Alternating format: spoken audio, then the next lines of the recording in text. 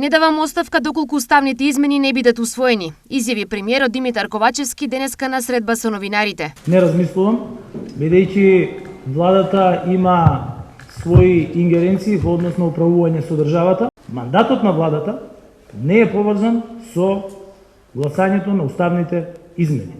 Туку оваа влада ќе покаже дека имаме парламентарно мнозинство кое што е проевропско и јас се надевам дека опозицијата на крајот ќе донесе одлука со која што ќе се приклучи кон европскиот блок, бидејќи обврска и на опозицијата е да носи одлуки кои што се од интерес за граѓаните, а врвен интерес на граѓаните е влегување во Европската унија.